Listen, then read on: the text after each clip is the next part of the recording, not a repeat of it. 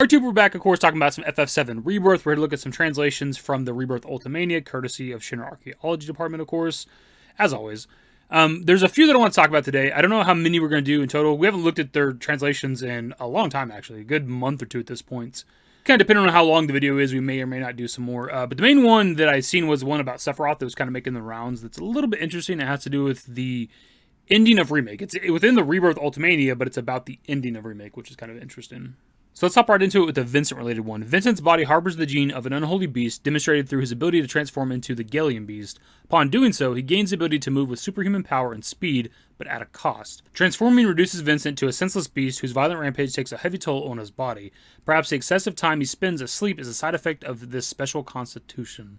So I kind of like this because it gives a bit more purpose as to why Vincent's sleeping in the coffin, potentially. Like, if he's turned into this monster and it makes him, like, tired or exhausted, which I think makes a bit of sense if you put it aside, like, the magical nature of video games and the Final Fantasy world and stuff like that. If your body could just transform into this gigantic monster, like, that'd be very taxing on, like, the muscles and everything of your body, right? So I think it makes sense that, like, after he would switch out of one of his monster forms, he'd be tired, and that's maybe why he sleeps. We obviously know with, like, the original game and shit, the reason for him locking himself away was, like, atone for his sins or whatever. And I assume that's still the same with the Re-trilogy. I don't know if, like, they ever go into that in Rebirth. I actually don't remember right now. But I assume it'd be the same thing. So I'm still assuming Vincent feels the same way about, like, his past and shit, right? I will say, though, even though I do agree with, like, him potentially being tired from transforming into a monster, like, how often is he doing that? You know, besides the fight he does with us, like, when was the last time Vincent turned into a monster, right? Because he's kind of locked away in there by himself for, 20 years or whatever. Unless, like, maybe random monsters from, like, the lab underneath stumble into, like, his room or some shit. He's like, I gotta fuck you up, dude. Turns into, like, the Gallium beast and just destroys him. Also, when it comes to, like, the Remake trilogy, I don't think he was asleep for, like, 20 years or whatever, 20 plus years, whatever it's been. Just because when we go into his room in the Shinra Manor in Rebirth, like, the lights on, which would assume, unless somebody else is doing that for him, he's the one lighting those, right? Also, there's, like, books around the room and shit, so I think it's meant to imply that Vincent doesn't just sleep in the Remake continuity, which I like. I like that more. I don't want to think that my boy's just laying in that coffin doing nothing for 20 goddamn years. I want to think that he gets up every now and then. It's like, you know what, this sleeping shit's kind of boring, dude. I'm going to read a book at least. I talk about Vincent a lot on the channel, so that's why I want to talk about this just in general. He was one of my favorite characters, and still is, of course. I love FF7 in general. But, like, the OG days back when I was, like, a preteen, teenager, kid, whatever, playing FF7, like, Vincent was, once I learned how to get him in the game, that he existed, was a staple every time. 100%. As soon as I get to the Shinra Manor, I get him on the team, and he's a staple. It's Cloud, Barrett, Vincent. You get this fucking vampire kind of guy. He's obviously not an actual vampire, but that's how they portray him. It's a vampire guy that can turn into goddamn monsters and uses guns, like sniper rifles and all kinds of cool shit. It's like, that is main party 100% of the time. I'm really just looking forward to Vincent in the third game, and I just really hope we can turn into the monsters, like turn into the Gallium beast. It will almost have to be summon-like, which I've heard people theorize before about Vincent's limit breaks, that he's almost like a summon or operates kind of like a summon, which I think makes sense. But it would be cool. I hope we can switch to him, though. Like, I don't want him to be like, you turn into, like, one of his monster forms, and then he's on autopilot, and you can issue commands to him, but he's fighting by himself. And it would make sort of sense, because he's kind of uncontrollable, but I want to control him. I want to tab over to Vincent as the Gallium Beast, and walk around slaughtering motherfuckers. Anyways, hopping into the next translation, this one Aerith related. During her time in Midgar, Aerith would occasionally behave as though she had some knowledge of future events.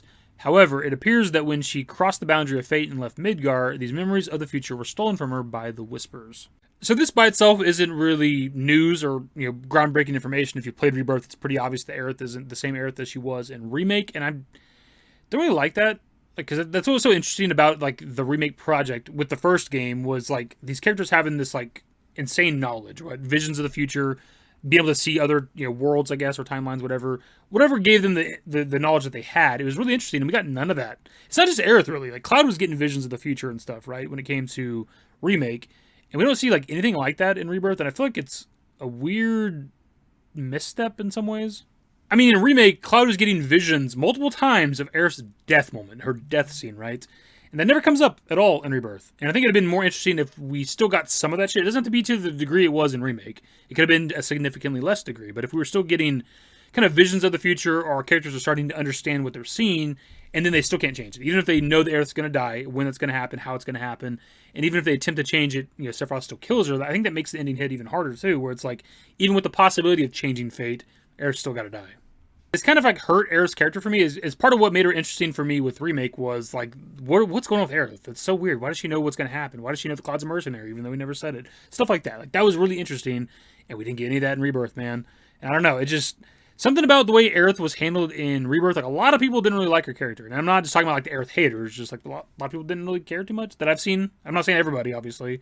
But like me personally, when it came to the ending segment, and it might just be because of how they handled the ending, I didn't really feel anything. And I don't know if it's because they're going for like the wacky ending of like, is Aerith dead? Is Aerith not dead? Cloud's talking to her, whatever. I don't know. I just didn't really feel anything. It's not just like a me thing too, because I do get emotional, like, you know, TV shows and movies and video games if like the moment's hit good enough, right? And when it came to like Remake, I got emotional at least twice that I can recall. And it was, for one, the first night of playing the game, Chapter 3, walk around the slums, I was a couple beers deep, and it kind of like set in like, holy shit, this game's real. Like, it took a couple chapters, but it finally hit. And I got a little emotional walking around the slums. And then the Jessie death scene. Even though we know she's going to die, similar to Aerith. Like, something about that scene, the delivery of it, whatever. Also, probably the beers in my system. Like, that shit hit. And when it came to Rebirth, the only time I can recall getting emotional was the Barrett and dying scene. There's actually like a handful of tweets under Shinra Arc's, you know, translation of this. They kind of sum up sort of how I feel, I guess. We can read some of those real quick. See, this frustrates me. Like, why did she have to lose those? That's what made this take on the story so interesting. The promised things could be different. I still need to see what Part 3 does, but it feels like they had a cool idea with Remake, but backtracked on it. It's neat that Aerith gets to go the nearly full game without worrying about the future like in Remake. On the other hand, it is one of the things that makes Rebirth feel like a game that takes place after Remake and not a sequel to it. Something that's been talked about quite a bit since, you know, Rebirth dropped was that it just doesn't really pick up off of where Remake left off, right? And I'm fine with like us not being able to change fate. Like, even though we defeat Whisper Harbinger, maybe like certain aspects of fate cannot be changed no matter what you do, right? That's why Aerith still dies, things like that, right? We don't really go through the game ever kind of acknowledging that we defied fate, if we even defied fate at all, right? There's never like a moment of, well, this was supposed to happen, but because we defeated Whisper Harbinger, this is happening now. Like, there's nothing like that, right? Which is a little frustrating. So it's like almost like the ending of Remake was entirely pointless. And we're not really even talking about, like, you know, drastic changes to the game or story. I'm fine if we're just kind of following FF7 OG. I think it kind of misses the mark for what Remake could have been, what the, you know, the possibilities were. And it just seems like they went a different direction after Remake. I wasn't planning on talking this much about the Aerith-related shit or whatever. We're just kind of riffing here, obviously. And I'm not, like, upset with the Whisper's ability to steal memories. We're told that in Remake by Aerith herself. And they actually do touch on it in Rebirth towards the beginning of the game, but they do flash back to like the Shinra building segment where, you know, Tifa pulls Aerith out of the Whispers, but it's the scene where she talks about the Whispers stealing her memories away or whatever. But the problem is, that's not where they took her memories, at least according to Ultimania. Is whenever she went into the Singularity, of course, right? And like she still has like, you know, future knowledge after the Shinra building segment, so it's just kind of a weird scene in Rebirth. Again, wasn't planning on talking this much about this particular section, but we haven't really talked about this, I don't think, on the channel at all. Kind of my thoughts on like Aerith and kind of the continuation from Remake to Rebirth, so I guess maybe I just need to get my thoughts out there. Anyways, on to our boy Sephiroth. The FF7 Rebirth Ultimania says that the Sephiroth Cloud defeated in Midgar was an embodiment of the Whispers now under his control. The whereabouts of his actual body remain a mystery. So this one's a little bit weird because the Ultimania is claiming that the Sephiroth that Cloud defeats at the end of Remake, when he hits him with the sword, explodes into Whispers, like that was a Sephiroth made up of Whispers, right? Which is strange because that Sephiroth, as far as we know, is the one we met on the end of the highway, right? Like there's 4 different Sephiroths sort of when it comes to Remake, where it's like the past Sephiroth, the actual Sephiroth that they talk about in the past. Then there's like the vision of Sephiroth that only Cloud can see. Then there's the black cloaked figures that take the form of Sephiroth, and then there's Sephiroth at the end of the game. Like end of the highway, Singularity, Edge of Creation, like that Sephiroth is like unique. We don't know quite what he is. But this is saying that the one we defeat in the Singularity was made up of Whisperers, but we meet him before he ever absorbs the Whisperers. So what is that trying to say? Like, as far as we've ever known, this Sephiroth right here is the exact same Sephiroth that we see and fight within the Singularity, and also the same Sephiroth that Cloud talks to at the Edge of Creation. So what exactly is this trying to say? Is it trying to say that the Sephiroth we meet at the edge of the highway pre-Singularity is made up of Whispers the whole time? Like, always made up of Whispers? And if that is the case, then what is that? What was the point of finding the Harbinger and him like absorbing the Whispers? So that's what we initially thought was happening. We had this like actual Sephiroth, some variant of Sephiroth, obviously his real body's North Crater, needed us to defeat the Whisper Harbinger so that he could like defy fate and destiny, absorb the Whispers, make them his. But it even, something I've wanted to talk about for a while is even at the edge of the highway, it seems like Sephiroth has control of the Whispers, right? Because he even says, listen, and then they like fly away from the Shinra building and make a wall behind him, right? Like, so in that moment, it seems like he has some level of control over them. Listen.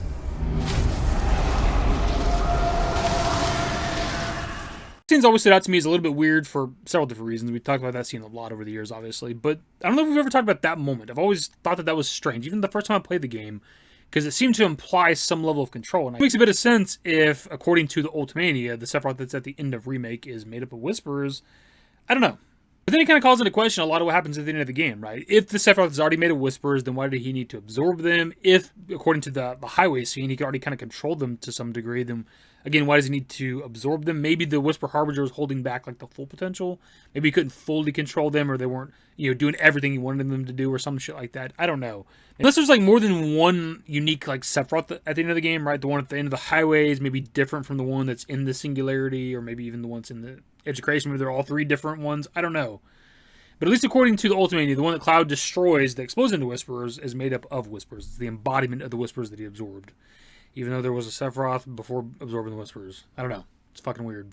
We pretty much the video though, my dudes. It's a little bit lengthy and it's already getting kind of late. I don't want this video to be uploaded too late, even though it is a Friday. So I think we're going to wrap it up. Pass it off to you guys. What are your thoughts on the Vincent thing we talked about previously? Him maybe sleeping a little bit because of his monster transformations. What are your thoughts on Aerith? That was kind of the biggest part of the video, obviously, in the middle there. The whole, like, Aerith losing her memories and the kind of, like, the whole future vision things just being kind of wiped going into Rebirth and never really addressing it. Also, the ending of Rebirth. How did you feel about the moment? Like, did it make you emotional? I know a lot of people did get emotional with the scene. It personally didn't, like, do that for me. And then, of course, the ending here with Sephiroth, the Whisper Sephiroth, I guess. What are your thoughts on that? Anyways, that's the video. Subscribe to the guys in the news, in the description below. Follow me to dashingdavidbusiness. That's it. Bye. Used to care what people thought, but now I care more, and nobody out here's got it figured out. So therefore, I've lost all hope of a happy ending, depending on whether or not it's worth it. So insecure, no one's perfect. We spend it with no shame. We blow that like Coltrane. We in here like low gain or leave it like Cobain.